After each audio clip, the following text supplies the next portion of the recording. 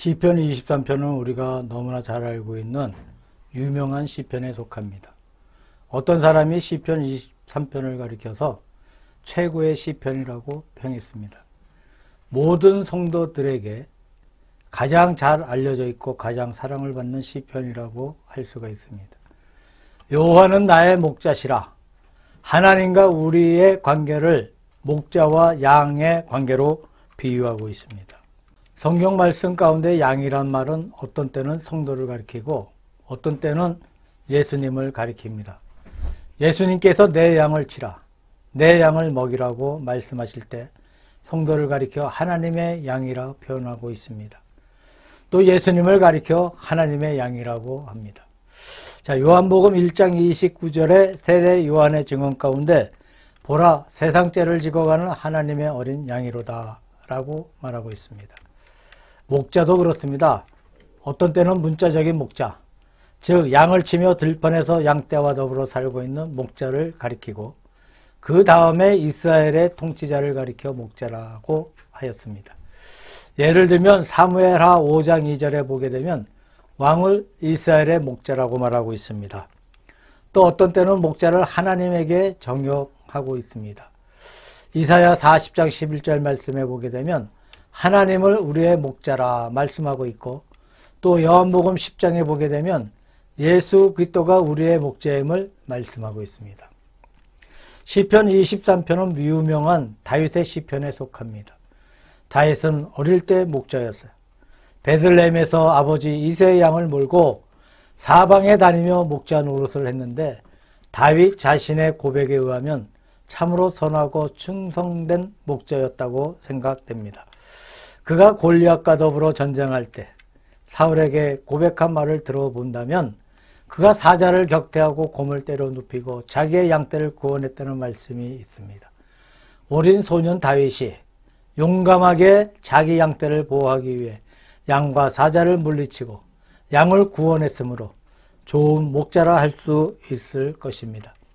그 다음에 다윗은 이스라엘의 왕이 되어서 정치적인 의미에서 목자라고 불리는 통치자가 되었습니다. 그는 어릴 때 양떼를 치던 목자의 경험에 의해서 이스라엘의 왕으로 백성을 통치하였습니다. 이런 심정으로 여호와는 나의 목자시라. 곧 내가 양을 치듯이 내가 백성을 통치하듯 하나님께서 나를 먹여주시고 하나님께서 나를 통치해 주신다는 것을 말하고 있는 것입니다. 그러므로 다윗의 시편 가운데 목자라는 개념은 목자의 모든 의미가 적용되고 있다고 볼 수가 있습니다. 시편 23편 1절에서 3절까지는 여호와는 나의 목자라는 내용이 기록되어 있고 4절은 여호와께서 나의 목자신데 나로 하여금 사망의 음침한 골짜기에서 즉 위기에서 구원해 주신다는 말씀이 기록되어 있고 그 다음에 5절에서 6절까지는 여호와의 향연 거룩한 잔치에 참여하는 환희가 기록되어 있습니다.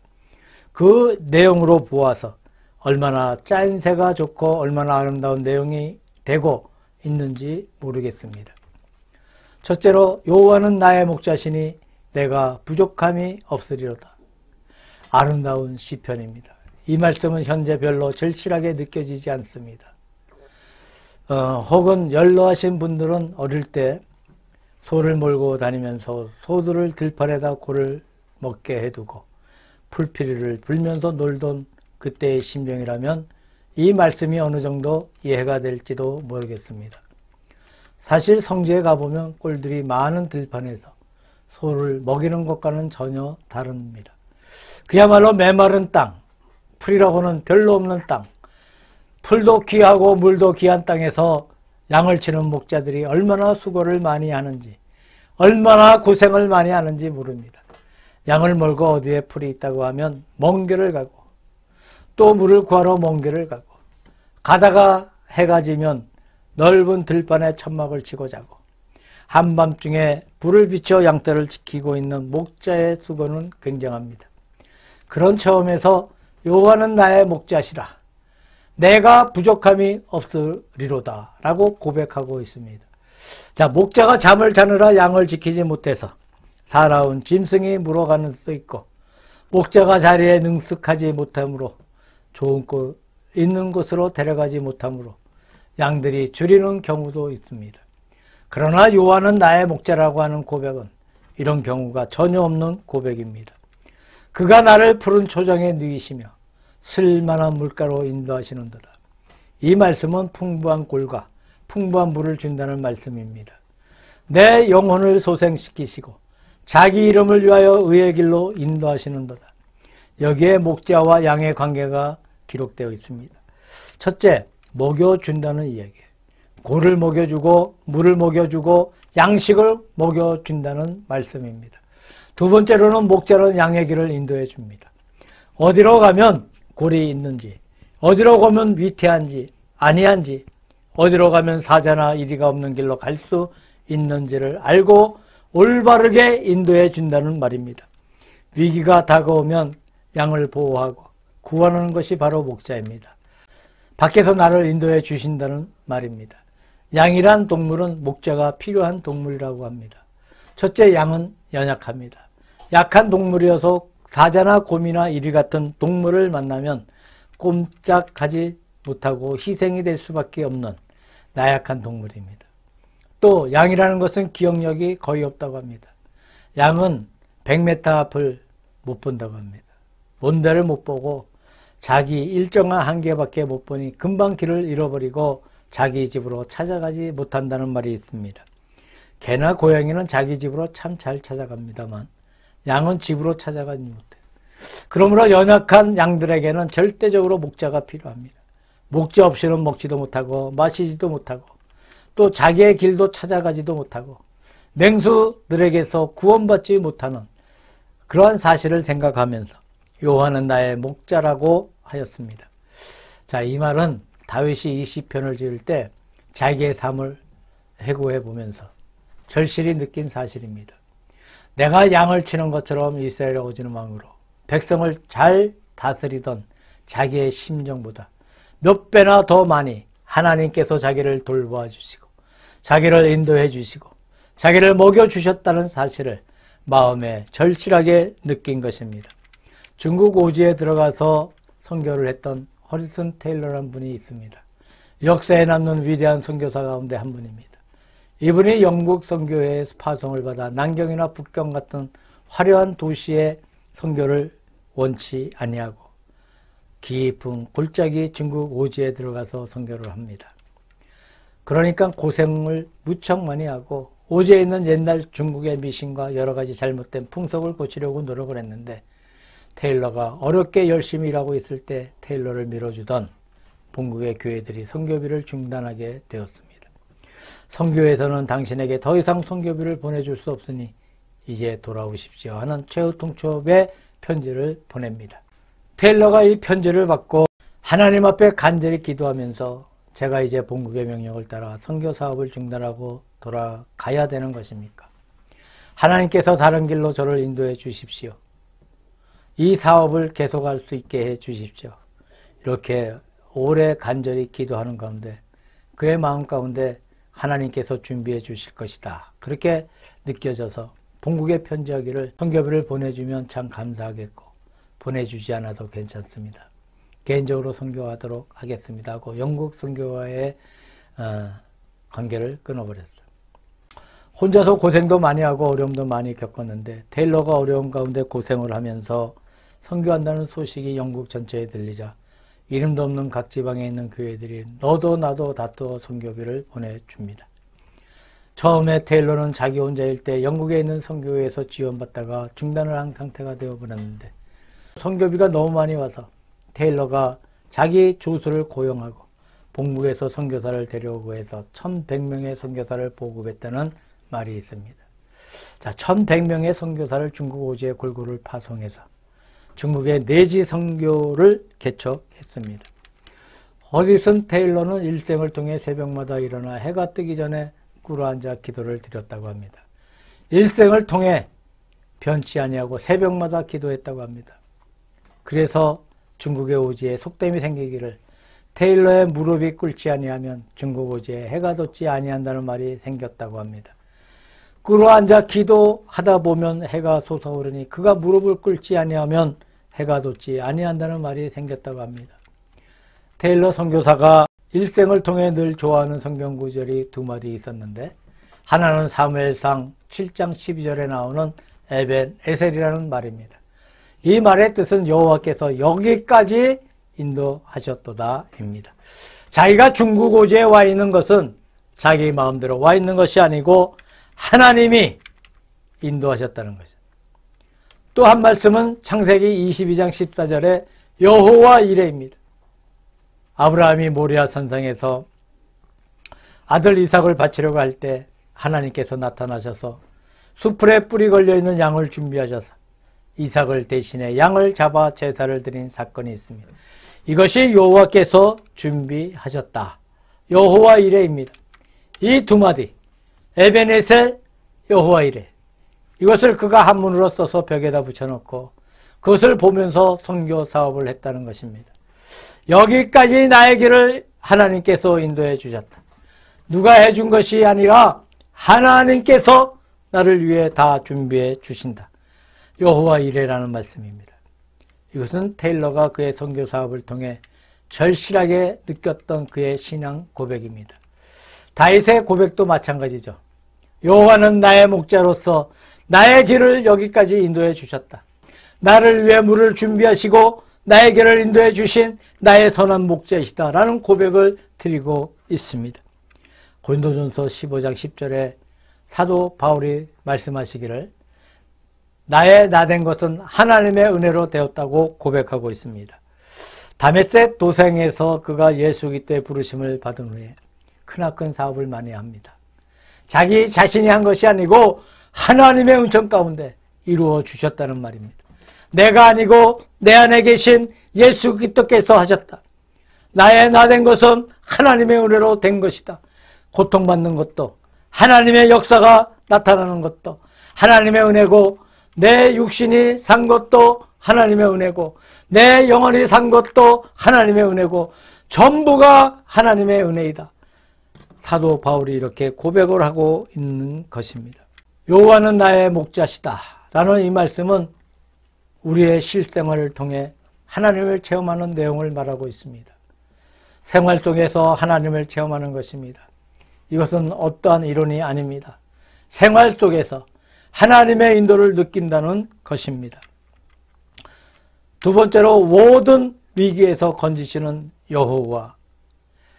4절을 보면 내가 사망의 음침한 골짜기를 다닐지라도 해를 두려워하지 않을 것은 주께서 나와 함께 하심이라. 주의 지팡이와 막대기가 나를 안위하시나이다 라고 말합니다. 자, 목자가 양을 위기에서 구원시켜 주신다는 말씀이에요. 사자나 이리의 입에서 구원시켜 주시고 모든 위험에서 구원시켜 주시고, 양이 길을 잃어버려 어느 산중에 있으면 찾아가서 양을 어깨에 메고 돌아와 위기에서 구원시켜 준다는 이야기입니다. 사망의 음침한 골짜기에서 나를 건진다는 말씀은 다윗은 자기의 과거를 조용히 회고해 볼 때 사울이 자기를 죽이려고 여러 번 따라왔습니다. 사울이 자기를 죽이려 하는 무서운 공격을 받습니다. 한 번은 다윗이 집에 있을 때 사울이 다윗을 당장 죽여라 하여서 신하들이 가보니 다윗은 도망가었고 아내 미갈이 침상에 베개 하나 눕혀두고 그의 이불을 덮어두었다는 말씀이 있습니다. 이와 같은 위기 일각에서 구원받은 사건이 한두 번이 아닙니다. 이런 사건을 회고해 보면서 사망의 음침한 골짜기에서 나를 건져 주셨도다 라는 말도 다윗의 마음속에 진실하게 느꼈던 것이 사실입니다. 자, 미국의 아이들이 참 좋아하는 데이빗 스왓이란 유명한 동화가 있습니다. 요즘은 교통이 편리해서 비행기를 타면 불과 3시간에서 5시간이면 동부에서 서부까지 날아가 버립니다만, 옛날에는 동부에서 서부까지 가려면 한 달씩 걸렸습니다. 말을 타고 마차를 타고 가는데 한 달씩간이 가다가 쉬고 가다가 잠을 자곤 합니다. 가다가 수풀이 좋고 물이 좋은 곳에 의뢰히 마차가 쉬고 말도 쉬고 또 마차가 잘못되어 있으면 마차를 고치는 그러한 시간을 보내고 한 후에 가곤 합니다. 타고 있던 여행객들이 지쳐 모두 내려와 나무 그늘에 누워서 잠을 자기도 합니다. 데이빗 스왓이 이렇게 여행을 하다가 어떤 정류소에서 쉬고 있는 동안에 누워 잠을 자 버립니다. 그는 좀 더 멀리 떨어져 잤던 모양인데 한참 자고 있으니 나이 많은 부자 노부부가 산에 산책을 하러 올라와서 아주 잘생긴 젊은 청년이 누워서 잠을 자고 있으니 참 그 사람 잘생겨서 좋다라고 말합니다. 노부부는 돈은 굉장히 많이 있고 아들이 없는 부부입니다. 그 부인이 하는 말이 우리 양자를 삼았으면 좋겠다라고 말합니다. 그러다 할아버지가 하는 말이 처음 만난 사람인데 그 사람이 어떤 사람인지도 모르는 도무지 알지 못하고 자는 사람에게 물을 수도 없는 것이 아니냐고 하였습니다. 저 밑에서 노부부의 마차가 수선이 다 되어 빨리 오라고 고함을 치자 그분들이 가버립니다. 또 한참 잠을 자고 있는데 어떤 예쁜 아가씨가 올라오니 참 잘생긴 남자가 잠을 자고 있어.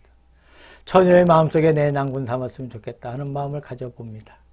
잠든 사람을 깨워 누구냐고 물어볼 수도 없어 머뭇거리는데 저 밑에서 아가씨가 타고 왔던 마차가 간다고 고함치니 내려가 버렸습니다. 조금 있으니 어떤 강도가 칼을 뽑아 그 사람을 죽이고 품에 있는 돈을 빼앗기 위해 다가옵니다.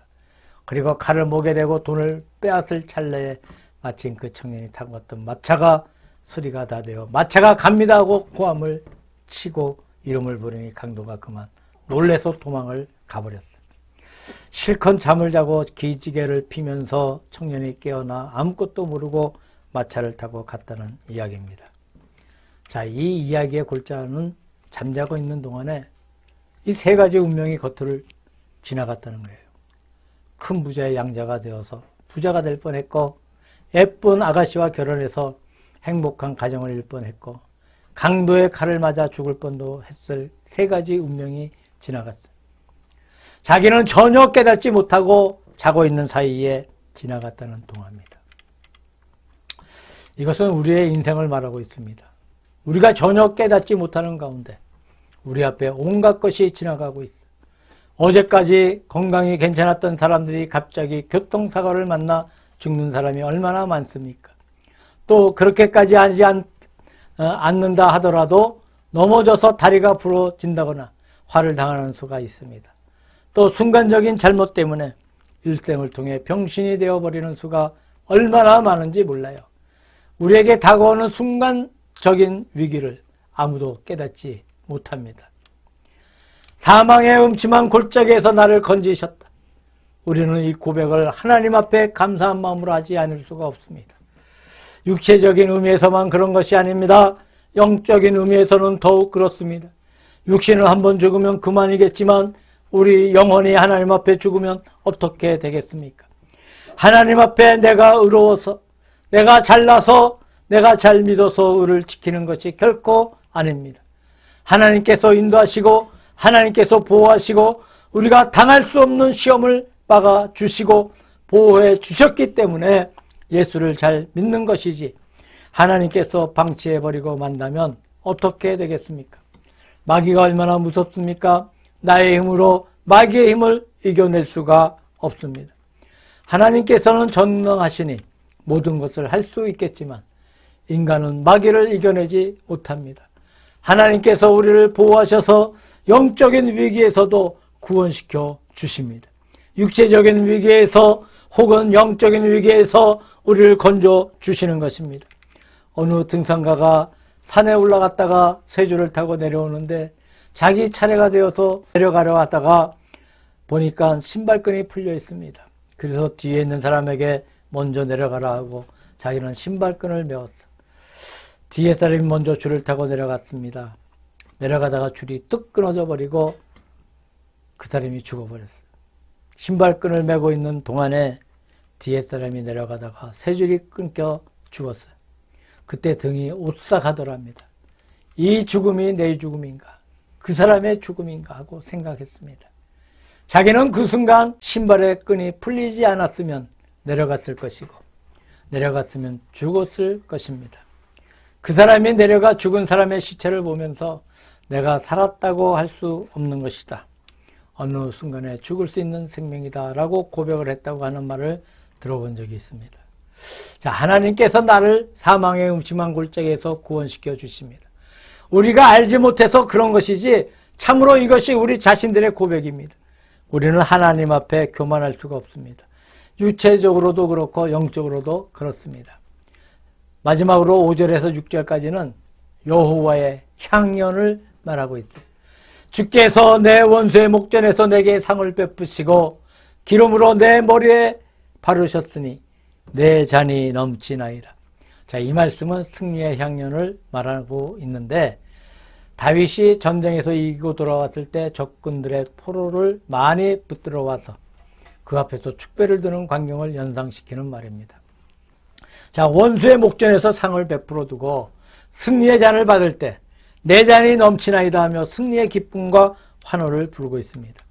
먼저 승리의 축배를 생각해 봅시다. 하나님께서 우리에게 승리를 주십니다.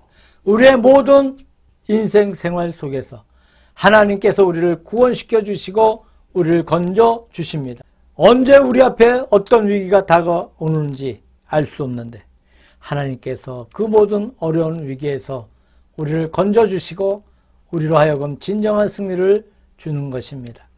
승리가 어디에 있습니까? 내가 스스로 취하는 승리가 있어요. 또 우연하게 세상의 환경이 어떻게 되어져서 얻는 어부질이 승리가 있습니다. 또 여호와께서 주시는 승리가 있어요. 그러나 사실 내가 취했다는 것도 내가 취한 것이 아니고 하나님께서 주신 것일 뿐입니다. 우연하게 내가 승리를 거두었다는 것도 우연이 된 것이 아니고 하나님께서 주신 거예요. 사람의 손을 넘어서 하나님이 나를 승리하게 해주셨다는 사실을 느끼면서 감사를 드리고 있는 것입니다. 모든 일의 배후에 여호와의 손길을 느끼면서 여호와의 손길 하에 우리가 승리를 거둔다는 것입니다. 그리고 진정한 축배가 무엇입니까? 축배는 같이 즐거워하는 것이 진정한 축배예요. 한쪽이 일방적으로 즐거워하는 것은 축배가 될 수가 없다고 생각합니다. 옛날 네로 황제 시대에 로마에 큰 불이 났는데 어떤 사람은 네로 자신이 방어했다고 합니다만 대부분의 역사가들은 네로가 방어하지 않았다는 말도 합니다. 좌우간 온 로마가 불타 난린데 불타는 로마를 보고 네로가 좋아했다고 합니다. 불태우고 새로운 로마를 건설하겠다는 야구에서 좋아했다고 합니다. 또 기독교인들이 방어했다는 말을 퍼뜨려 기독교인들을 기둥에 매두고 그 몸에 기름을 발라 불을 질러놓고 사람이 타는 불빛 밑에서 술을 마시고 좋아하면서 시를 읊었다는 기록이 남아 있습니다. 제 생각에는 마귀의 본성 같아요. 어떻게 남들은 불이 나서 야단인데 그것을 보고 좋아할 수 있겠습니까? 사람을 죽여 불에 태우면서 그 불빛 아래 술을 마시고 즐거워할 수 있겠습니까? 마귀의 본성이라고 생각합니다. 그렇다면 하나님의 본성은 무엇일까요? 서로 같이 좋아하는 것이 하나님의 본성이에요. 이 편 저편이 다 같이 좋아하는 상호 교환적인 환희가 하나님의 즐거움이라는 것입니다. 장차 예수 그리스도가 재림하실 때 우리가 하나님의 나라에 가서 어린 양의 올인잔치에 참여하는 이것이 바로 거룩한 하나님 나라의 향연인 것입니다. 어린 양 예수 그리스도가 좋아하시고 우리가 좋아하는 겁니다. 혼인잔치라는 것은 신랑도 좋고 신부도 좋은 것이죠. 일반적으로 좋은 것은 결코 혼인의 즐거움이라고 할 수가 없습니다. 쌍방이 다 같이 기뻐하고 다 같이 즐거워하는 향연에 참여합니다. 목자인 여호와께서 양인 우리와 더불어 같이 기뻐하고 같이 즐거워하는 향연에 참여합니다. 이것은 세상의 마지막에 예수 그리스도의 재림에 대한 예언이기도 합니다. 시편 23편은 여호와는 나의 목자시다 하면서 나를 먹여주시고 나를 입혀주시고 내 길을 인도하시는 나의 목자신 여호와에 대하여 실생활에서 절실하게 느끼는 신앙의 간증을 말하고 있는 것입니다. 나로 하여금 사망의 음침한 골짜기에서 나를 구원시켜 주신다. 영적으로도 그렇고 육체적으로도 그렇고 모든 위기에서 하나님이 나를 구원시켜 주신다.